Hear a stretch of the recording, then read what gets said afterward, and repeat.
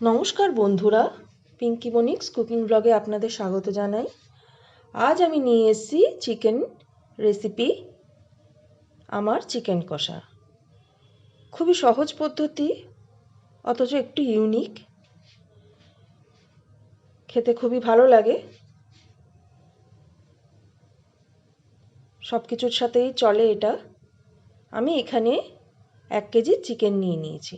এটাকে ধুয়ে পরিষ্কার করে জল ঝরিয়ে নিয়েছি, আর চিকেনগুলোতে একটু কাট দিয়ে নিয়েছি।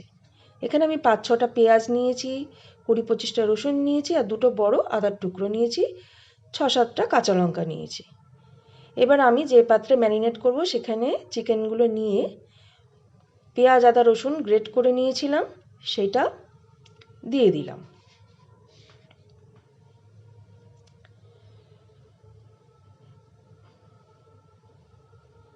এখানে আমি 2 টেবিল চামচ মতো জিরে গুঁড়ো, 1 টেবিল চামচ ধনে গুঁড়ো, 1 চামচ করে নুন, হলুদ, কাশ্মীরি লঙ্কা আর গরম মশলা গুঁড়ো নিয়েছি।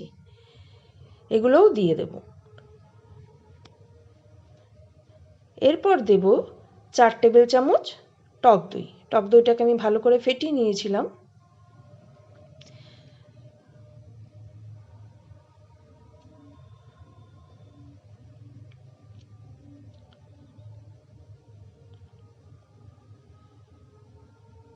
আর দিয়ে দেব 3 টেবিল চামচ সর্ষের তেল।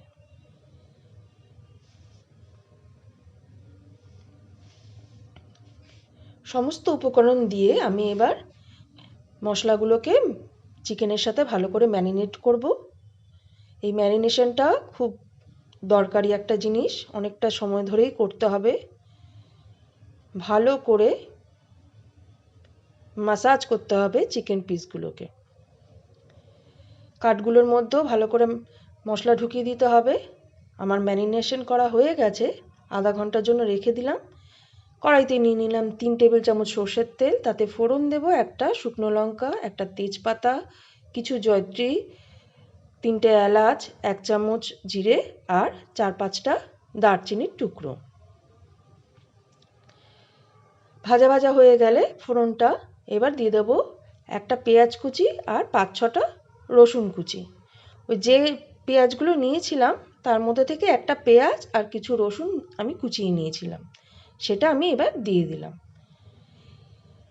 পেঁয়াজ রসুনটা একটু ভাজা ভাজা হলে, কাঁচা ভাবটা চলে গেলে এর মধ্যে দিয়ে দেব হাফ করে কেটে রাখা আলু।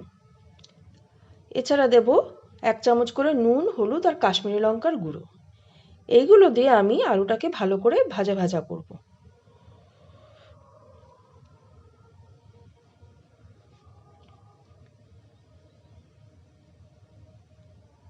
আলুগুলো ভাজা ভাজা মতো হতে হতে এর মধ্যে দিয়ে দেবো একটা টমেটো কুচি। এবার টমেটোগুলোকেও একটু নাড়াচাড়া করে নিয়ে আমি ঢাকনা দিয়ে ঢেকে রাখবো 5 মিনিটের মতো। দেখুন আমার 5 মিনিট হয়ে গেছে। এর ফলে কি হলো, আলুর মধ্যে সমস্ত পেঁয়াজ রসুনের গন্ধটা ঢুকে গেল।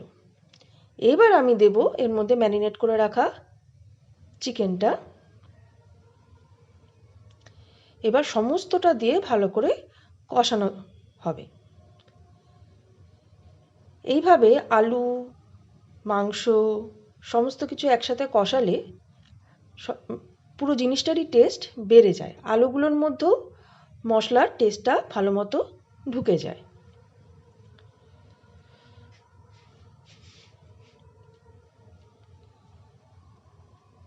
এইভাবে বারবার করে ভালো করে কষিয়ে নিতে হবে। কষানোর জন্য একটু সময় দিতেও লাগবে।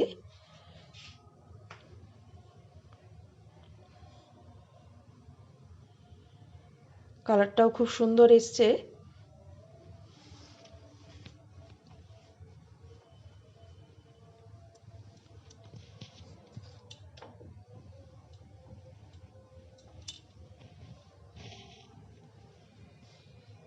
বেশ কিছুটা সময় ধরে এরকম কষিয়ে নিতে হবে। এরপর আমি এর মধ্যে দিয়ে দেব 1 মুঠো ধনেপাতা কুচি।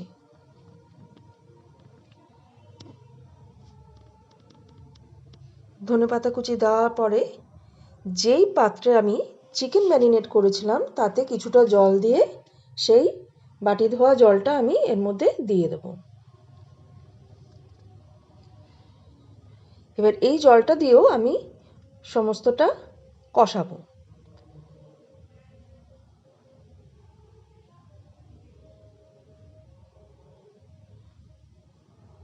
মাংসের ক্ষেত্রে কষানোটাই আর ম্যারিনেশন করাটাই মূল জিনিস, এর ওপরই টেস্ট বাড়ে।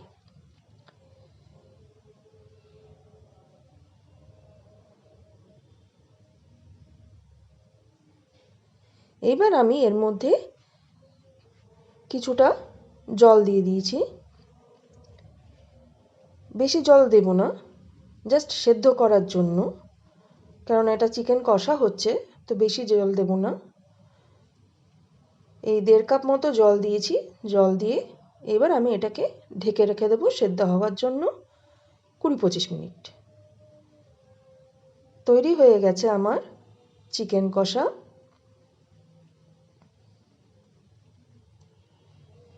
খেতে খুবই সুন্দর লাগে আর ঝটপট তৈরিও হয়ে যায়।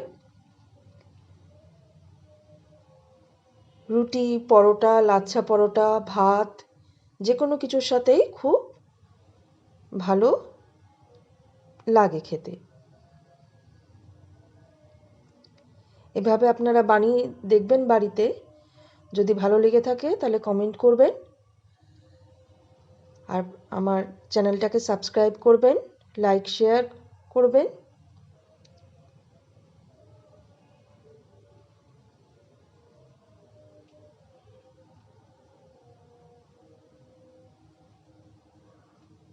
ভিডিওটা দেখার জন্য অসংখ্য ধন্যবাদ।